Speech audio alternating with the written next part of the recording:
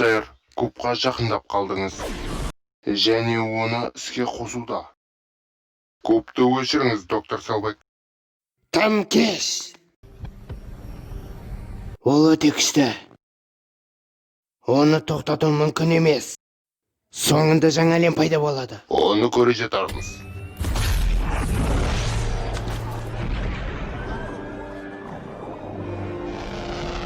Сэр, бұл барьер тек таза күштен. Оны тоқтату мүмкін емес. Түсінікті.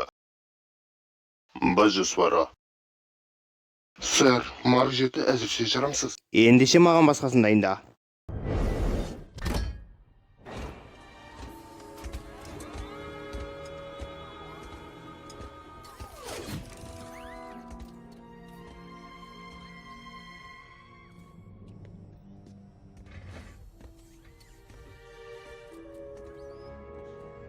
Сен мені бұл жерден көремін деп ойламаған шығарсың. Бәлкім бұның бәрі керісінше. Өзің тапқыр екенсің. Иә. Саған бірден айтайын ба? Тіпті маған сенің асатаяғың да ұнап тұрған жоқ. Бір түрлі. Пішіні ұнамай ма? Жоқ, түсі. Қалай, ішесің ба? Мен ішем. Сендердің мына болмағыр жаман командаларының аты не? Кек алушылар. Атын мен қойған жоқпын. Егер мен қойсам, аты жұрт қорқатындай болатын беді. Күмәнім жоқ. Менің бір түсінбегім, сен неге бауырыңмен айқаса бересің? Сенің бауырың, ол нағыз патша болатын адам. Ержүрек, қаһарман, қаһармандардың қаһарманы. Сенің қанша әскерің болса да, одан жеңіле бересің. Сені жамандағаным емес, бірақ сен әлсізсің. Және басқалары жағымпазданғанды ұнатасың. Жоспарың қандай? Жоспарым жоқ.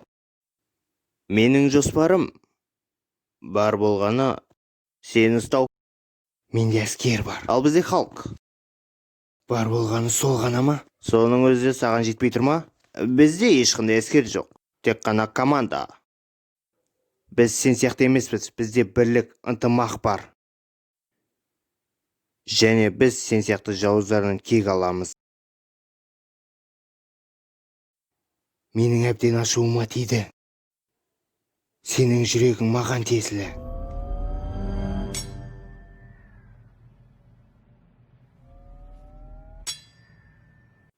Бұл қалай? Бәлкім бұның мен сияқты мықты адамдарға әсер етпейтін шығар. Жарвис, іске қос.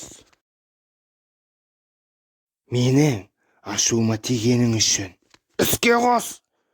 Іске қос!